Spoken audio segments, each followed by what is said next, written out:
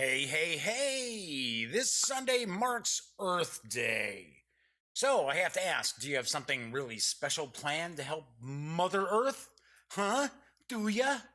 It'd be nice if all of us tried to do something beneficial for the planet every day, but we've got to start someplace, don't we? Or are you one of these types who you're just gonna be a butthead and keep polluting the planet and you don't care? I don't know. Hopefully you're the former, not the latter, but I have no clue. But there is something I do have a clue about, and that is the Daily Dope is in the air.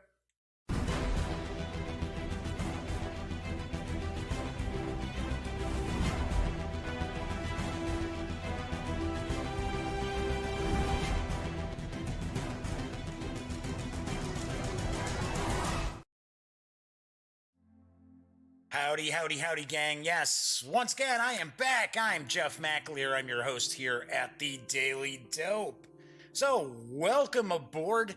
I also happen to be the Grand Poobah of the GamingGang.com, which some people are a little confused sometimes. The Daily Dope is actually part of the Gaming Gang, right? It's sort of our weekday show that, or I shouldn't say we, it's me, my weekday show that takes place live from the Duct Tape Studios.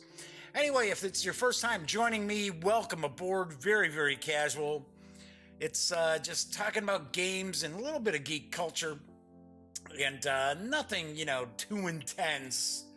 So today is Friday, April 20th, TGIF gang, and like most Friday shows, I try to keep it family fun Fridays. So today I'm going to take a first look at Monopoly Gamer Mario Kart from the fine folks over at Hasbro. Yes, they were kind enough to send me an advanced copy. Now I do believe it's just coming out in stores. It may already be out or it's right on the horizon. I'm not positive, but I will talk a little bit more about Monopoly Gamer Mario Kart. Kind of a mouthful there. In just a bit. So do have some news today and got a couple of opinions I'm going to share as well a little bit later. Anywho, I do want to point out that chat is available because this is a live stream. Chat's available through YouTube. So if you happen to be watching, you want to say hello, feel free to chime in. I will say hello right back. Or when I am taking a look at Mario Kart, if you have a question, want to see something a little closer up, feel free to ask. All right, moving right along, let's get into the news. And unfortunately, not a ton of news today, but NSKN Games has an interesting title that's in the works. It's coming in late 2018, and I have the dope on, and I know I'm not going to pronounce this anywhere close to being correct. Teotihuacan, City of Gods. Here's the dope. Travel back in time to the greatest city in Mesoamerica.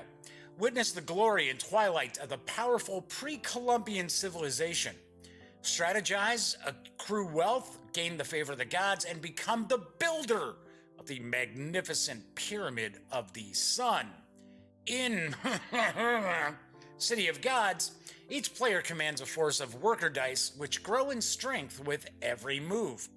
On your turn, you move a worker around a modular board, always choosing one of two areas of the location tile you land on, one offering you an action and a worker upgrade, the other providing you with a powerful bonus, but without an upgrade. While managing their workforce and resources, players develop new technologies, climb the steps of the three great temples, build houses for the inhabitants of the city, and raise the legendary and breathtaking Pyramid of the Sun in the center of the city. Each game is played in three eras.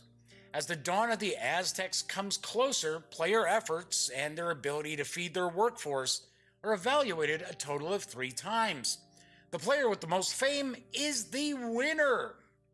This game is for 2 to 4 players, ages 12 and up, and will play in approximately 75 to 120 minutes. No word yet on an exact release date or an MSRP, but this does look pretty interesting, so when that info becomes available, I will certainly share it with you. I have to point out, I don't think it's my imagination, but we're starting to see quite a few games, not only tabletop games, board games, but role playing games that are really embracing an ancient Mesoamerican theme. I think that's pretty cool. I think it's pretty interesting. And for an example, there was just on Kickstarter, it was Dinosaurs Conquer America, which was a role playing system and setting that looked pretty interesting.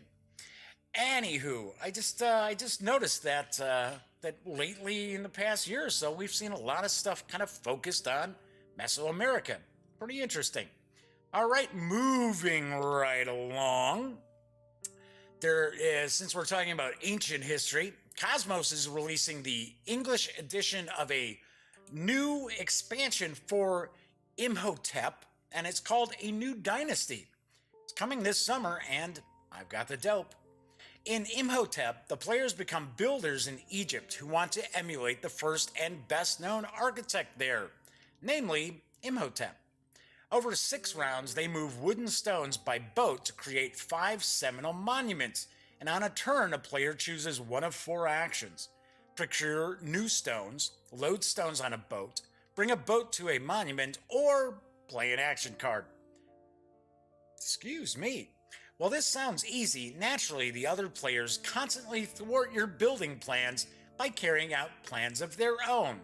Only those with the best timing and the stones to back up their plans, get it? Will prove to be Egypt's best builder. In Imhotep, A New Dynasty, you'll find 5 new places, 14 market cards, 7 god cards, 4 chariots, and 56 tiles to add to the Imhotep base game. God cards let players predict the progress of different buildings, with them being rewarded at the end of the game if they're correct, and otherwise being punished. Ouch. The expansion, as well as the core game, is for 2 to 4 players, ages 10 and up, and plays in about an hour or so. Imhotep, A New Dynasty will carry an MSRP of $24.95 when it arrives this August. Aha! Now, I do understand the German language edition of this expansion, I believe, is already out. So, I have heard really good things about the core game, Imhotep. In fact, I believe it's either won some awards or it's been nominated for some awards. And I'm talking about legitimate awards, not the, hey, I write you a check and you give me an award sort of awards, right? So I would be definitely interested in checking this out. And the expansion sounds like it really adds some cool stuff. Kind of like the God card part where it's like, oh, I'm going to predict how, I assume, I'm predicting how far along this building's going to get. And if I'm right, sweet. If not, boo. Anyway, do want to point out my next news piece. Get ready, because you may overload on cuteness, because time is running out for you to pledge support for Mayday Games' Rescue Polar Bears Data and Temperature. Yeah, kind of an oddball name, but I believe this is originally an Asian design, and the data and temperature part have been added into the Mayday Games edition. Anywho, here's the dope on the Kickstarter. Each player steers a unique rescue ship to complete a cooperative mission in the Arctic. Save the polar bears together or we all lose. I hate when that happens.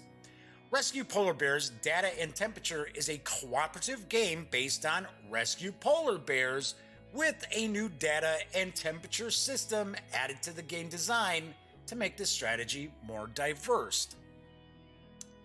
That's weird. Don't I mean diversified? Or diverse? Interesting. Weird.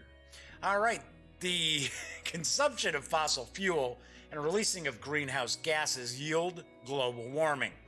Around the North Pole, the last icebergs are melting and the polar bears are facing the risk of becoming extinct. The players form a scientific organization. They try to collect data about climate change to pursue the governments to change their energy policy. At the same time, they also need to prevent polar bears from sinking into the freezing water.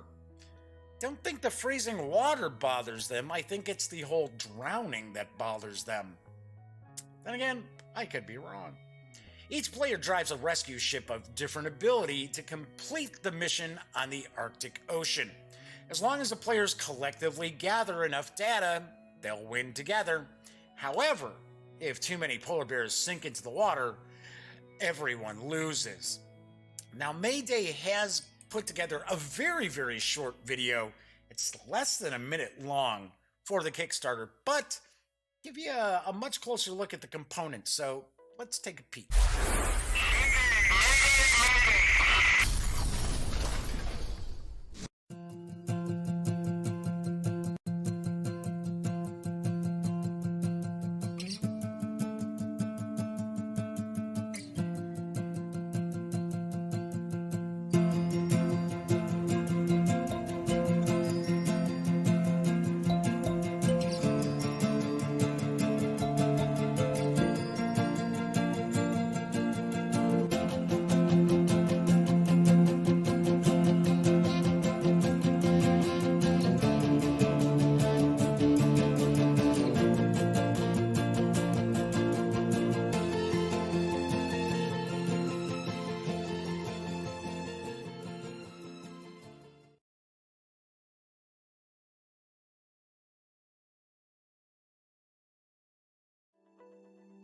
As I mentioned, pretty short video, but it does look pretty interesting. And as I mentioned, we're talking about complete cuteness overload with those little polar bears. Rescue Polar Bears Data and Temperature is for 1 to 4 players, ages 8 and up, and plays in around 30 to 60 minutes. This Kickstarter project is nearing, I want to say, 400% funding. So it's already way past its funding goal, but it only runs for another 3 days. You can reserve a copy of the game for a $50 pledge, and the expected delivery is actually this June. I gotta be honest though, so this does look cool. This looks, I swear, if you've got kids, they are going to go gaga over this, and I would take a guess that they'll be way more interested, probably some of the kids out there, way more interested in the little polar bears, because it looks like there's a mama, papa, and a baby polar bear kind of sculpt included in the game, because it looks like there's quite a few polar bears. So I think some of the kids will be really pumped up about those polar bears. But I do have to say, Mayday Games can be a little hit or miss.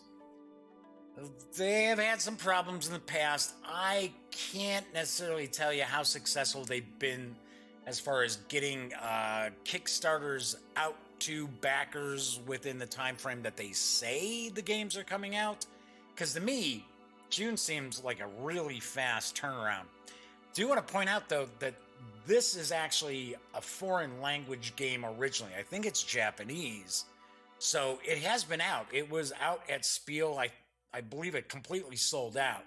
So there's that. So some of the stuff is already, some of the molds and that should probably already be done. But I'm not trying to dissuade you from checking this out, but those of you who watch The Daily Dope know I believe in being honest and sharing what I sometimes know about behind the scenes for some companies and some Kickstarters. All right, so my final news piece is for fans of Dungeons & Dragons, because they're going to want to take note that DriveThruRPG is currently offering a bundle they may want to check out, because they're offering Mordenkainen's Marvelous Bundle. And I believe I've got the wizard's name pronounced correctly. Anyway, this bundle features various tomes from a variety of Dungeons & Dragons editions. Included in the bundle are the Rogues Gallery and WG5, Mordenkainen's Fantastic Adventure, which are from the first edition. There's also the City of Greyhawk from 2nd edition D&D, the Epic Level Handbook for 3rd edition, the Expedition to the Ruins of Crassel, yes, Crassels. Yes, because if you go to Europe, you'll see all these Crassels. It's very dry down here in the Duct Tape Studio, so Usually when I'm just rambling on, sometimes I say the wrong thing. Anyway, back to the news piece.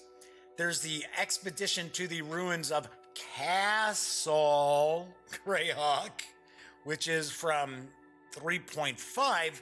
And then there's Mordenkainen's Magnificent Emporium, which is from 4th edition. So you've got a lot of editions that you can utilize. If you were to purchase these PDFs separately, you would spend $68.45 on DriveThruRPG. But right now you can snag the bundle for a very wallet-friendly price of $33.99. So I have to say, yes, of course, these are all from all different editions of D&D. And the funny thing is, I'm showing you an image of the original 1st edition Rogues Gallery. I remember that. I remember that. And I find it kind of interesting as the different images will kind of rotate through. The art style, how the art style changed from version to version, from edition to edition, is pretty interesting. And I gotta say, I've always kind of been a fan of the 3.5 D&D artwork. 4th edition, I don't know, it kind of sort of went a little more cartoony with a lot of the cover art. And didn't necessarily dig that. I like the 3.5, and I like 5th edition. I think 5th edition's got some pretty cool artwork as well. So I'm one of these kind of game masters. I'm not a dungeon master. I don't really run D&D. Although I like 5th edition, I have read through quite a lot of the different supplements and adventures and things like that. I have always been the type of person who just kit bashes everything. So I would be the sort of person like, oh yeah, even though it's for all these different editions, I would still be like, yeah, that's a cool bundle. I know some people out there are not. They only like to stick with the one edition, and they don't feel real comfortable just kind of breaking things and putting them back together how they want to run it. And I completely understand, but I thought this was a pretty cool bundle, so I did want to share the news. All right, so pretty quick news segment today. There were a lot of Kickstarters again, and I swear I'm getting inundated with Kickstarter news, and the vast majority of them are not very exciting. So it's kind of like, I don't really want to share Kickstarter stuff that doesn't, kind of get my juices going. Because I just, I'm not the sort of person, I'm not like a lot of outlets out there, which is just, you send me news, I just post it. I mean, if something looks like crap, I don't bother with it because people know I am kind of the grand poobah behind thegaminggang.com as well as the Daily Dope. By me sharing Kickstarter news, some people kind of assume that I'm saying, oh yeah, I'm giving this a thumbs up. And that's not the case, right? I'm just sharing the news. So anyway, I had a couple of things I wanted to kind of touch on before I jump into Monopoly Gamer Mario Kart. And the first is, I don't understand people who just, shoot out nasty comments. And they're usually fairly, what's the word I would want to use? Non-educated opinions, I think that's a good one I can use. Because I don't want to, I like comments. I dig comments. I like when people comment on the website, and I like when people comment on the videos. That's great. I definitely appreciate that. But sometimes people are really rude. And I talked about this yesterday where I kind of shy away from Board Game Geek too much. Granted, yes, I post episodes of the Daily Dope there. But for the most part, I don't involve myself at Board Game Geek because there are a lot of trollish kind of people out there. A lot of people who seemingly have Asperger's syndrome or something, or just very, very rude. So I'll kind of give you an idea. What cracks me up is I'll have somebody, they'll make a rude comment, and then I am not some wilting wallflower, so I don't sit there being like, okay, well, I'm not going to say anything. You hurt my feelings. No, especially when it's somebody who's not informed or they have, in my opinion, kind of an ignorant opinion about something, I point out what I feel wrong, what is wrong in their reasoning. So just the other day, one of my videos that I've got, so I said, hey, I love the review, but I can't believe you back people buying games online, or I tell people to buy games online, which is never the case, right? Never the case do I tell people, hey, go buy this at XYZ online retailer. I don't do that. I don't have any affiliation with any particular online retailer. But then again, if I notice that a gamer can save, like, say, 25% on a game online, I just mention that I have seen something for X amount, right? So maybe the MSRP is $50 on a game, but I see there's an online retailer selling it for about $35. I kind of point out, well, I've seen this for about $35. I don't tell them where to go. So anyway, so their comment was, oh, I can't believe you were telling people to buy games online, and don't you realize that your local game store is the backbone of our hobby? And I thought, that's ridiculous. That is completely ridiculous. The backbone of the hobby are the gamers themselves. That is the backbone of the hobby. Plus, I pointed out, hey, you got to realize not everybody has a friendly local gaming store nearby. And some folks, unfortunately, are shackled with game stores that really don't deserve your business. So anyway, so I had pointed that out, right? And I also said, hey, give me a break. The backbone of the hobby are the gamers.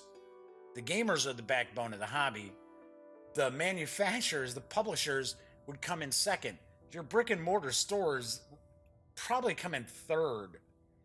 And they got upset. And they were like, oh, well, that was awfully rude of you. I'm not subscribing to your channel anymore. And I'm sort of like, okay, bye. I don't get it. People are rude to you, and then you point out, excuse me, but I think your reasoning is incorrect, and this is why. And I wasn't a total jerk. I just said, no. For one, I didn't say, oh, you got to buy stuff online. So then I get the comment back saying, oh, well, you're mean. It's like, okay, sure.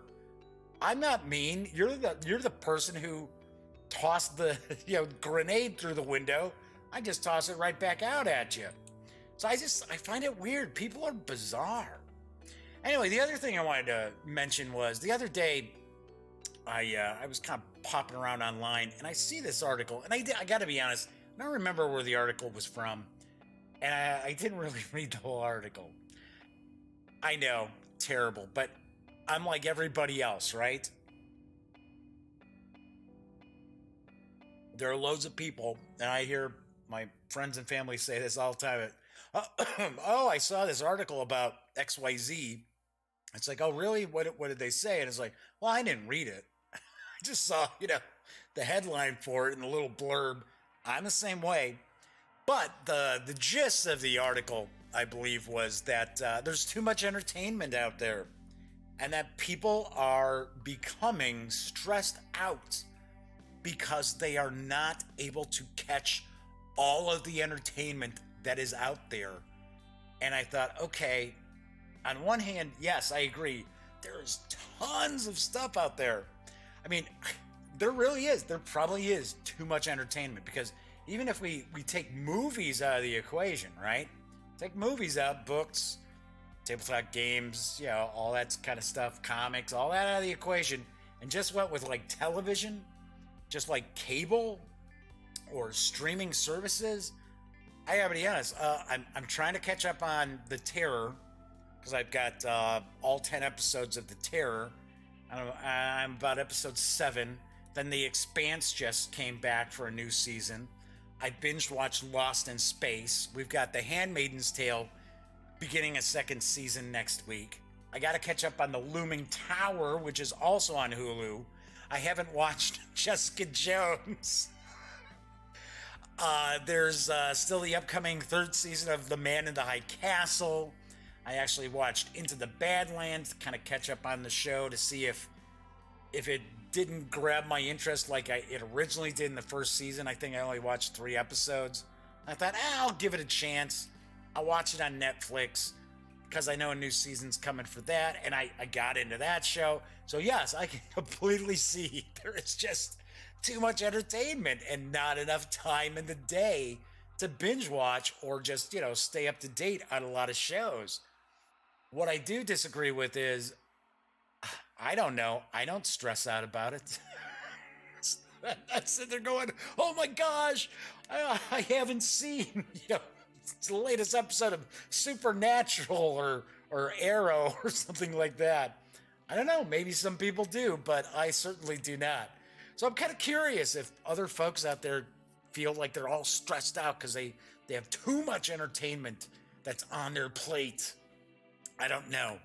I agree. There's loads of entertainment out there, and if you could spend every waking hour watching really entertaining stuff, but I certainly am not stressing out over it. So, anyway, all right. So I know folks are popping in. They want to check out Monopoly Gamer Mario Kart, which is, I believe, Hasbro is starting kind of a new line of Monopoly games. That's why it's Monopoly Gamer. So this is for 2 to 4 players, ages 8 and up. As I mentioned, I believe it is in stores right now, or it's coming very soon, and it does carry an MSRP of $24.99. Strangely enough, I have seen it online going for like $55 and $60 from some retailers, and I don't know what that's about. I really don't. I don't know if it's already sold out somehow, or if people were trying to sell it early. So I have no clue. I have absolutely no idea. But I do have the game here. We're going to take a quick peek. So let's shift on over to the other camera here. So, as we can see, we've got little minis of, famous racers, right? So we got Mario Andretti, Danica Patrick, AJ Foyt, Kyle Busch. No, I'm kidding. We've got Mario, Princess Peach, Luigi, and Toad. So fans of Mario Kart are obviously going to recognize them right off the bat. This is a pretty small game, not real heavy. So it has been a long time since I picked up a Monopoly box. So, but I have to say, it does feel quite a bit lighter than standard Monopoly would. So it says, collect coins, buy property, and compete in races to rack up points and win. Choose your character. Each character has a unique ability, or unique abilities. Power up. Power up die lets you drop bananas, toss shells, pick up coins, and boost your character's ability. Compete in races. Trigger a race when you pass go. First place gets a big prize. Alrighty, so I am going to open this on up. Get the shrink wrap off, and let's see what we've got inside.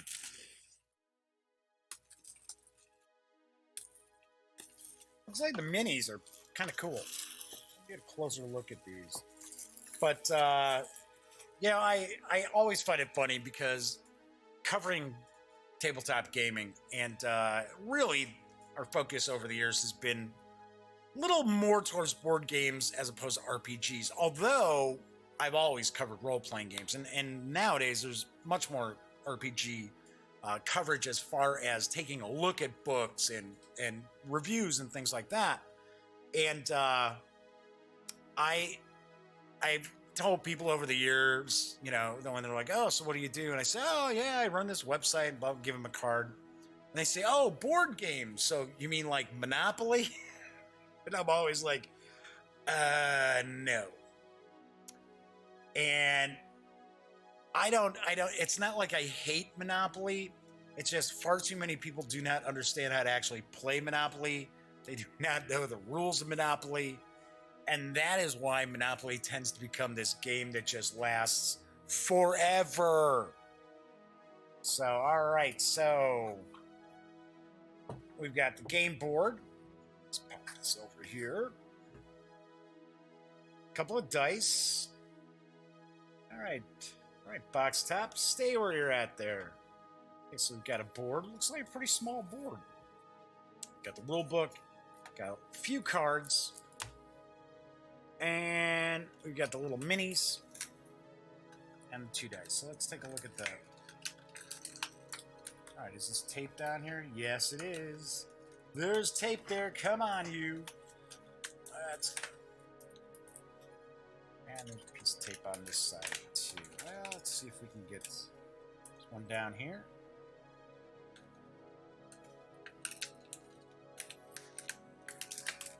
All right. Should be able to just open this up this way. Yay! All right, so let's get these out. Really in there.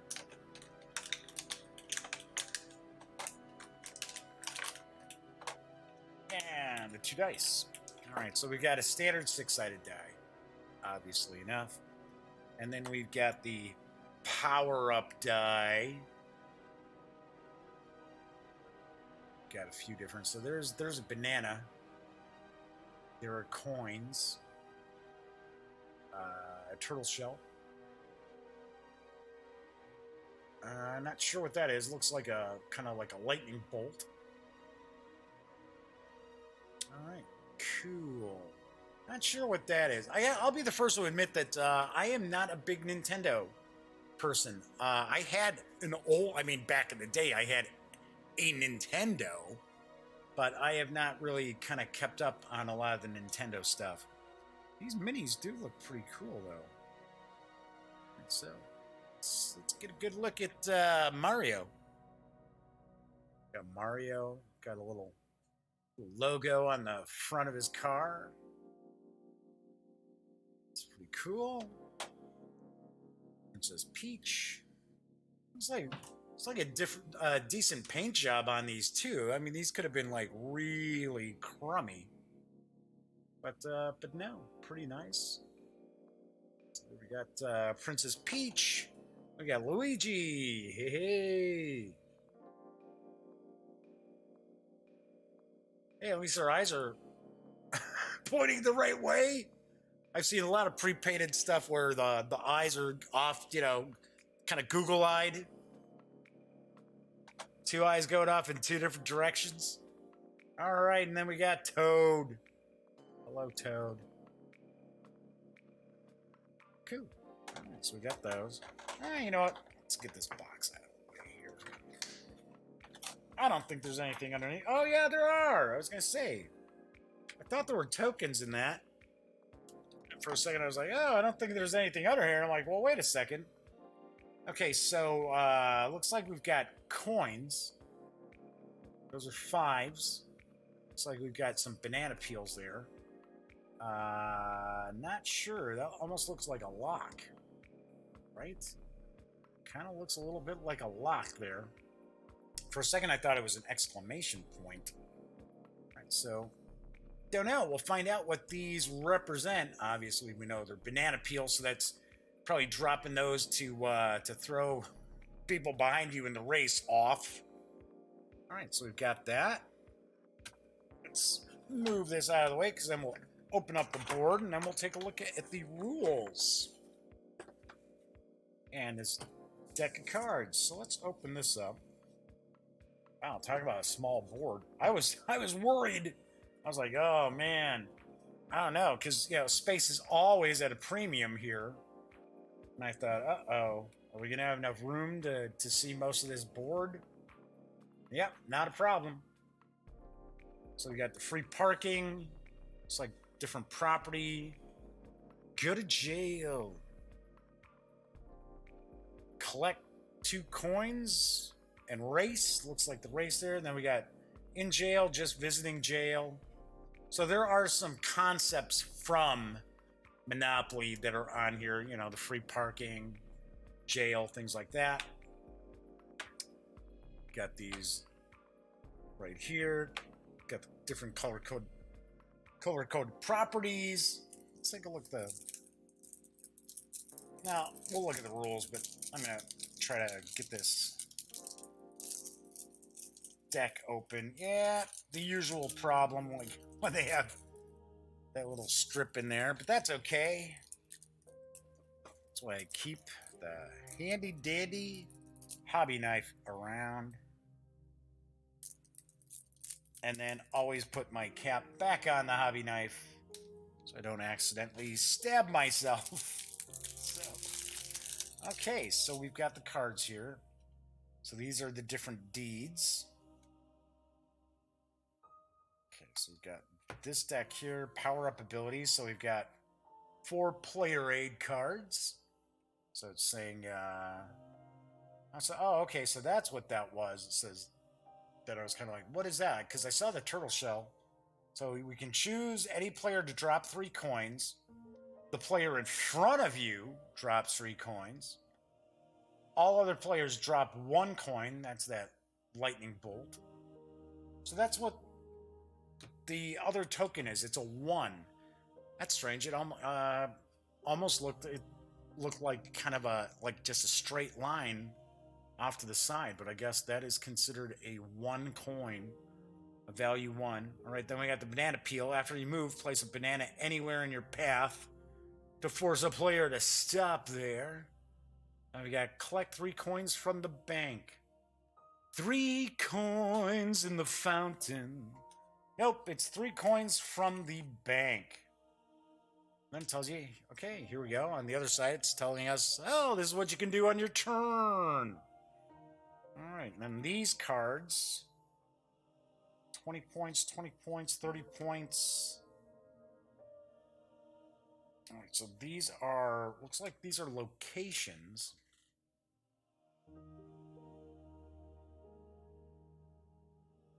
But it almost doesn't look to see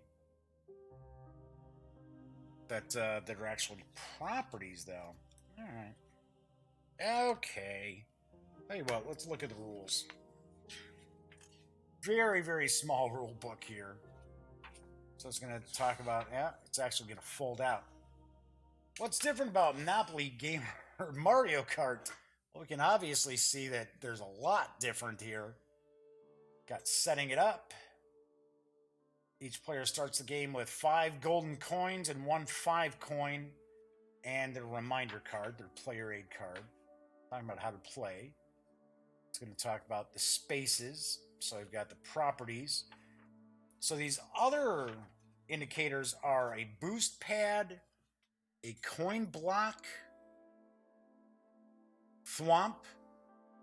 When you land here, drop 2 coins on the space. You go to the just visiting, go to jail, Superstar, Mario, Luigi, Princess Peach, and Toad. Talking about free parking and go. The power-up die. So that allows you to activate an ability on your turn. Then we got the races. It says when you land on or pass go, you trigger a race at the end of your turn. Flip over the top Grand Prix card. That's what these are. These are the Grand Prix cards. It says all players who wish to race and can afford to pay the roll cost. I guess that's, yeah, pay 1 to race. It says, and then I guess you roll to see who wins the race. So it says all players who wish to race and can afford to pay the roll cost do so. If no one wants to race, discard the Grand Prix card. Take turns rolling the numbered die, starting with the player who flipped the Grand Prix card. Turns move to left. So it's, whoa, as the camera kind of moved a little bit. That's weird. I haven't seen the camera do that in a long time. I didn't bump anything either, so that's kind of weird. All right, so just looks like kind of a high roller. Then we got the end of the game. The game ends immediately when the final race is over. All right, so you got to go through all the race cards. There are 1, 2, There are 8. So there are 8 race cards. So I guess you're effectively looking at 8 times pass and go. All right, and then these are the deeds to the different properties that can be purchased, I believe. Shy Guy Falls. Although, strangely enough, they're not showing any kind of, like, color coordination like we see on the board. Like, here's yellow, here's red, here's orange, there's pink, brown. Huh, strange. I don't know. So we've got all of these as well. So I'm taking a guess. Okay, so taking a look here, title deed for Rainbow Road. If you owe rent, need to drop coins, or a player steals coins from you and you do not have any coins, you may sell this property back to the bank for face value. I guess the value is 5. Taking a stab. Oh, here we go. Now we've got the player cards, and it says, okay, here's Toad. Here's his special star ability and his power-up boost. We've got Mario's star ability and his power-up boost. Princess Peach, same deal. And there's Luigi. So, interesting. I will have to kind of bust this out with the kids, especially with my niece Madison, because this is probably kind of right up her alley. Although, I gotta be honest, I don't think the kids have ever actually really played Monopoly. At least not with me, they haven't. I don't think with their parents either. Now, maybe with friends, that's a possibility. All right, so we've got... put all this stuff kind of away again. So we've got, okay, so we had Mario up top. We had, where did Princess Peach? Oh, there she is. Princess Peach second. Luigi was third. And Toad was the fourth one here. Put the dice back in. Once again, those are pretty cool minis. Pretty nice. Dig that. All right, then we've got the different cards. And it kind of looks like we've got... I don't know. Of course, I'm sure the tray here, these are probably for the tokens. So we got the 1s and the 5s. And we got the cards are all going to go in here.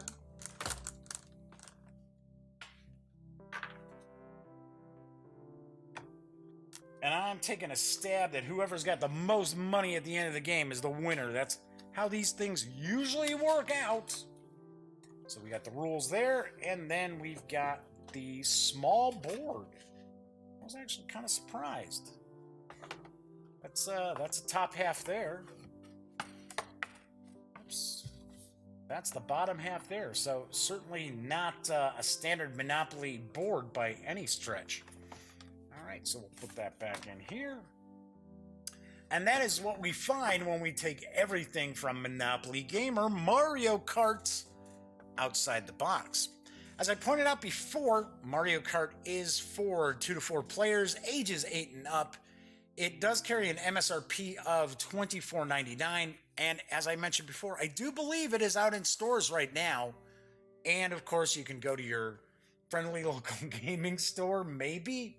I'm taking a guess this is probably something you're going to be finding more at Walmart and Target, and dare I say, possibly an online retailer. So, all right, so that is it for the show. Do want to point out what's coming up next week. So on Monday, I am going to take a look at Block by Block, which is coming. This is the second edition. This is coming to Kickstarter soon. So we're going to actually open this up and take a peek, because I have not looked inside. So it is going to be a real unboxing, even though there's no shrink wrap on this. Then on Tuesday, here we go. Gotta grab this huge, massive, I swear. As I hit myself in the face with it. Yes, Thunderstone Quest. I will be reviewing it on Tuesday. And I am not going to bust out that huge cube. I am only going to break out the first quest, and I will show it off, show you how to play, and do a quick, well, not quick. My reviews are never that quick. I will be reviewing that on Tuesday. On Wednesday, for War Game Wednesday, still up in the air. Not sure what I might be doing. On Thursday, I am going to actually take a look at an upcoming Kickstarter, but a role-playing product, and that will be from Pinnacle Entertainment, and it is going to be their latest entry in the Lankmar series for Savage Worlds. So if you are a fan of Fritz Leiber, as well as the Grey Mouser and Fofford, as I am and have been for years, you will definitely want to check that out. Then on Friday, I think I'm going to try to do a review of Dreams and Shadows from my friends over at Greenbrier Games. All right, so I should point out, when you aren't watching The Daily Dope, be sure to go visit thegaminggang.com for all the latest in gaming news, reviews, comics, movies, TV. Come on, by now you know the drill. Get your geek on at thegaminggang.com. Once again, I'm Jeff McAleer. I'll be back on Monday. So until then, have a wonderful weekend. Have a lot of fun. Be very careful, though. Have a safe weekend. And as always, thank you very much for watching.